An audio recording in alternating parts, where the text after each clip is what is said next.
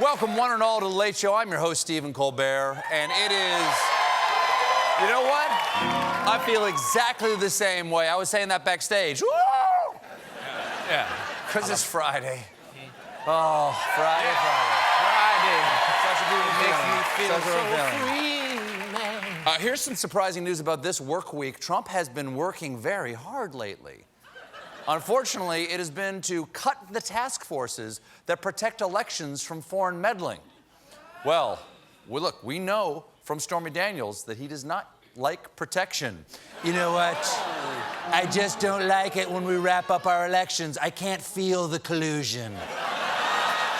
These joke's based on a true story. Now, yes, no.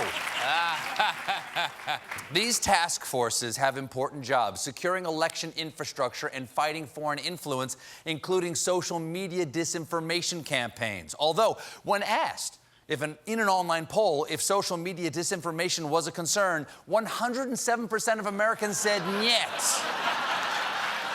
Homeland. That is decisive, John. What? It's decisive. Yeah? Sounds Russian to me.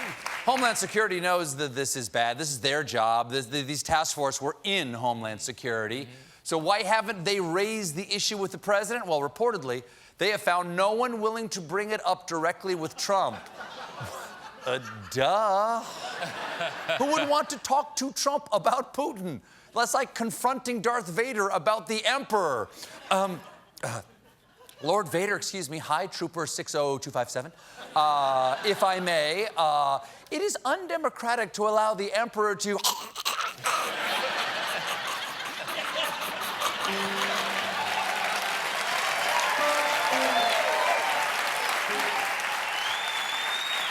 Acting.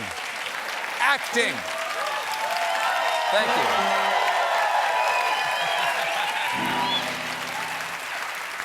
Of course, in the 2020 election, Russia's going to have new Democratic candidates to mess with, and I'll tell you all about it in tonight's Doing It Donkey Style. Ladies and gentlemen, look to your left. Look to your right. Both of those people are running for president in 2020. Because here are all the Democrats the New York Times says are either running or might run.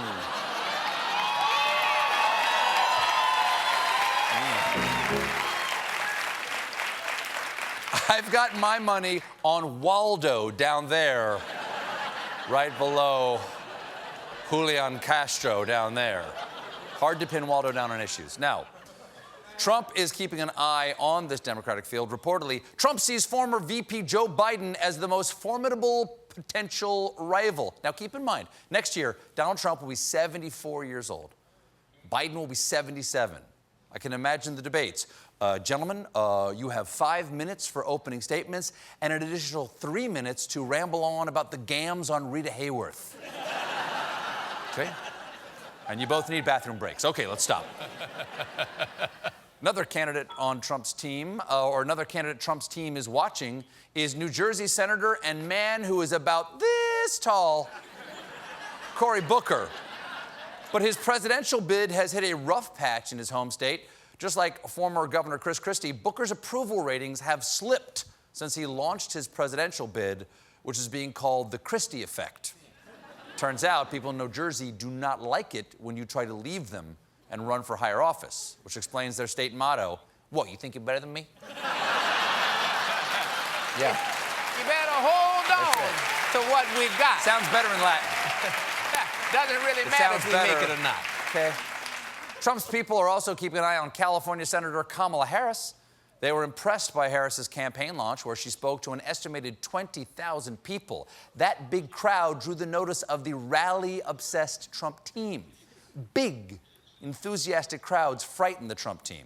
That's why they're also very worried about a presidential bid by Senator... Gravedigger. His foreign policy is surprisingly nuanced. And Senator Harris's... A lot of Gravedigger fans here tonight. And Senator Harris's appeal could only be growing because earlier this week she called for marijuana legalization. And that is... I believe that cheer is why she did it. Harris has also come out strongly in favor of birthday sex and you, the greatest audience in the world. Yeah. Marijuana can't get you that high. Now, Harris explained her history with weed back when she was in college during an appearance on The Breakfast Club, talking with our good friend Charlemagne the God, who was never afraid to ask the important questions. What were you listening to when you was high? What was on? What song was it? Oh, my goodness. Oh, yeah, definitely Snoop. Tupac, for sure.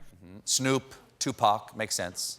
We also would have accepted Fish, Cypress Hill, or The Sound of the Clock, which is really loud. Has it always been that loud? So, it seems... Seriously. It seems like a simple story. Kamala Harris smoked weed in college while listening to Snoop and Tupac. But the sleuths over at Fox and Friends weren't buying it. She graduated from college at Howard in 1986.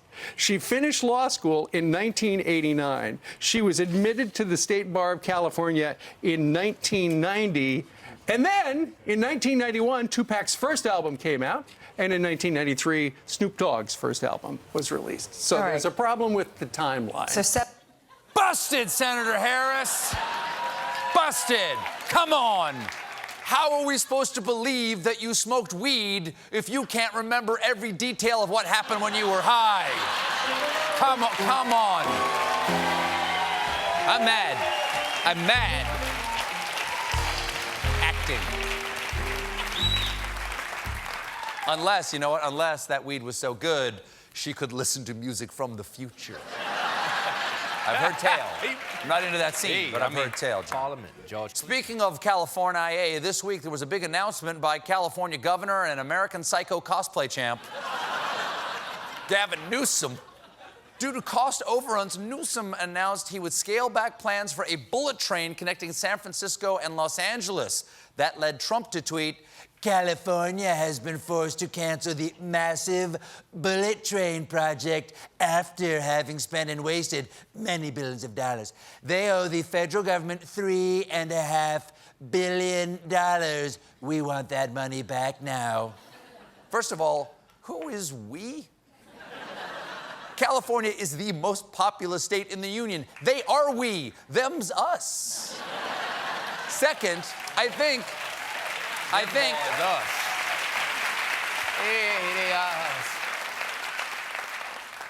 we all know what he's up to here.